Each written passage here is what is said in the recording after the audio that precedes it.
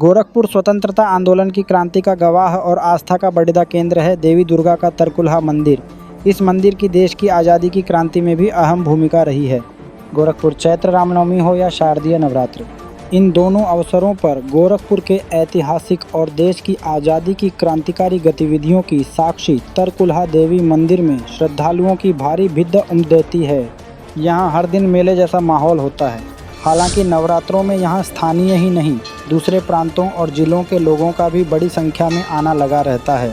गौरतलब है कि चैत्र रामनवमी की शुरुआत 30 मार्च से हो रही है। मंदिर साफ सफाई के साथ भक्तों के आगमन को लेकर तैयार है। तरकुलहा माता के मंदिर को स्वतंत्रता आंदोलन से जोड़ने में शहीद बंधु सिंह जैसे क्रांतिकारी की अहम भूमिका है, जो 1857 की क्रांति के समय वर्तमान के तरकुलहा मंदिर परिक्षेत्र के घने जंगलों में देवी माँ के पिंडी रूप में स्थापना करके पूजा अर्चना किया करते थे। यहीं से अपनी क्रांतिकारी गतिविधियों को आगे बढ़ाते थे। मंदिर के पुजारी और क्रांतिकारी संदर्भ में वर्णित इस क्षेत्र के इतिहास के अनुसार जो भी अंग्रेज सिपाही इस क्षेत्र से गुजरते थे, बंधु सिंह उनका सिर कलम करके माँ भगवती को भेंट कर देते थे। लगातार इस तरह की घटना से अंग्रेज काफ़ी परेशान हो उठे थे। एक मुखबिर की सूचना पर बंधु सिंह को गिरफ्तार करने में वह कामयाब भी हो गए। गिरफ्तारी और सज़ा के बाद बंधु सिंह को गोरखपुर शहर के अलीनगर चौक पर बरगद के पेड़ पर खुले तौर पर अंग्रेजी हुकूमत में फांसी दी जा रही थी। माँ भगवती के अनन्य भक्त की फांसी 7 बार टल गई। फांसी का फंदा बार बार टूट जा रहा था। अंत में खुद माँ भगवती से बंधु सिंह ने आह्वान किया और अपने पास बुलाने को कहा। तब जाकर 8वीं बारे में बंधु सिंह को फांसी हो पाई। उन्हें फांसी लगते ही तरकुलहा मंदिर क्षेत्र स्थित तरकुल का पेड़ टूट गया और रक्तस्राव होने लगा। रक्त स्थापित पिंडी पर गिरने लगा। धीरे धीरे यह आस्था काफ़ी मजबूत होती चली गई और यह स्थान दुर्गा स्वरूप तरकुलही माई के नाम से पूजा जाने लगा। वर्तमान में इस स्थान को योगी सरकार ने शक्तिपीठ के रूप में मान्यता दे दी है। इसके विकास पर करोड़ों खर्च किया जा रहा है। बंधु सिंह का इतिहास इतना मजबूत था कि उन्हें सरकार ने भी सम्मान दिया और डाक टिकट जारी किया। आज मंदिर स्थान पर शहीद स्मारक, विश्रामालय, धर्मशाला, तालाब सभी का सुंदरीकरण तेजी से हो रहा है। ये बाबू बंधु सिंह जो स्वतंत्रता सेनानी थे, अंग्रेजों के खिलाफ गुरीला युद्ध करते थे और वहाँ पर जो है अंग्रेजों की बलि दिया करते थे। सरदार सुरेंद्र सिंह मजीठिया के परिवार ने धोखे से उनको बाहर निकाल करके उनको अंग्रेजों से पकड़वा दिया और उसके बाद जो है उनको फांसी की सजा हुई।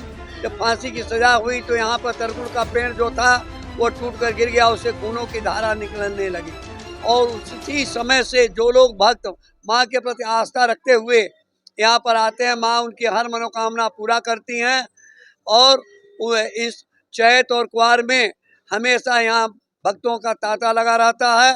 लोग अपनी मनोकामना के लिए यहाँ पर आते हैं, माँ का दर्शन करते हैं और अपने अपने घरों पर चले है महिमा। और आज चैत्र नवरात्रि का पहला दिन है, किस तरह की पूजा आराधना आज लोग करते नजर आ रहे हैं। माँ तरकुलही देवी का दरबार बड़ा ही निराला, बड़ा ही भव्य है और भक्तों की आस्था बड़ी माता जी से लगी रहती है। दूर दराज से भक्त इस चैत्र नवरात्रि पर आते हैं।